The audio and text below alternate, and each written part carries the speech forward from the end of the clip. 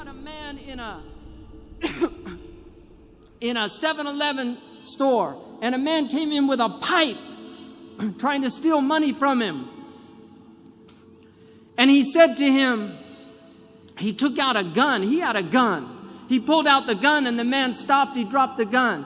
And he said, "I'm so sorry. I'm just desperate. I don't have any food." That Muslim man gave him $40 and made him promise that he wouldn't steal again. And then the man said, this is something that you can see, because it was filmed. Bismillah. That man who was robbing that man said, "I want to be a Muslim." And he said the Shahada right there and then. That's like something you read in the books. Because he treated him like a human being. Too many people are denigrated in this culture. We have now a culture that's emerging where people live in these bubbles, and then other people live in another world, where SWAT teams invade their homes on a daily basis, where their children are taken away from them because of these protective services, and they don't have the lawyers that can prevent that from happening. Really, there are two Americas that have emerged: the VIP America and the poor America. The middle class has eroded immensely. Now you can, if you have money, you can drive in the fast lane. It didn't used to be like that in America. Now if you go to Disneyland or any of these amusement parks, you have fast tracks. Because if you have money, you don't have to wait in line with the peons. This is different from the ideal that was America.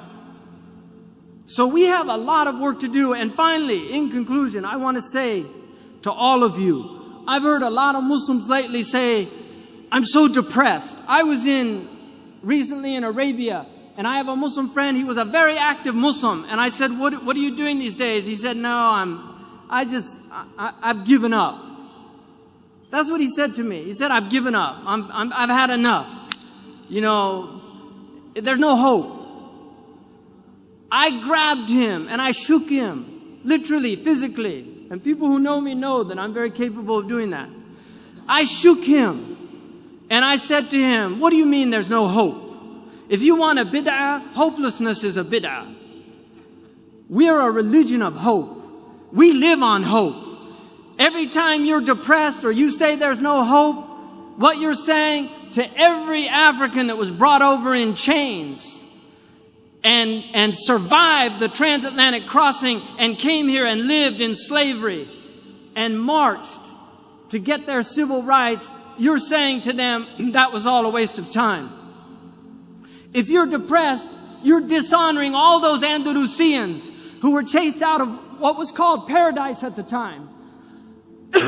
They were chased out of Andalusia, but they made new lives for themselves in Tunisia, in Morocco. And today you have Andalusian families that hail from Andalusia, just like you have Palestinians here that were chased out of their homes. You're dishonoring all of those Indians that migrated to Pakistan with the hope of a better life.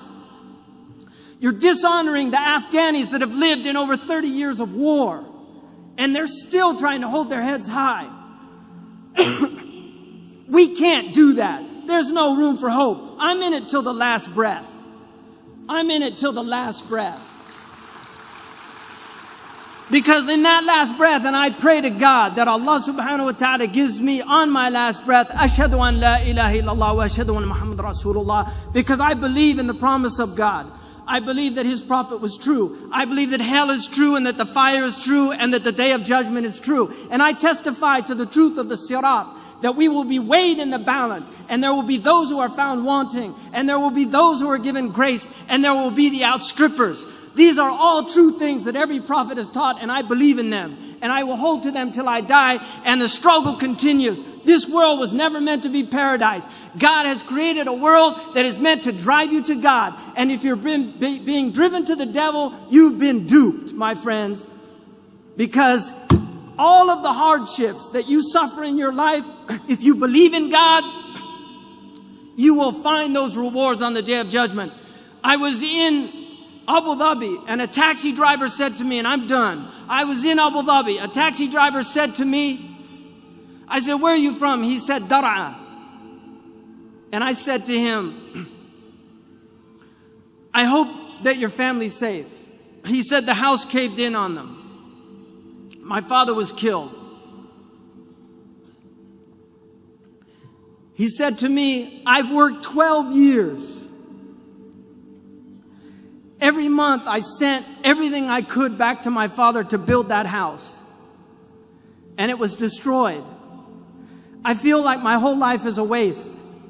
I said to him, Ya akhi, بالعربية احتسب عند الله والله كنت في بر بوالديك. You were in filial piety to your parents. Believe in the promise of Allah subhanahu wa ta'ala. What you're doing is not to build in this world. من بان لهذه الدنيا فقد خاب ما بنى. If you build for this world, what you build will go to naught. We build for the next world, not for this world. And if what we build, if my college in California is destroyed by an earthquake, so be it. So be it. But we are builders for the akhirah, and this is the place we do it. Jazakumullah khairan wa assalamu alaikum.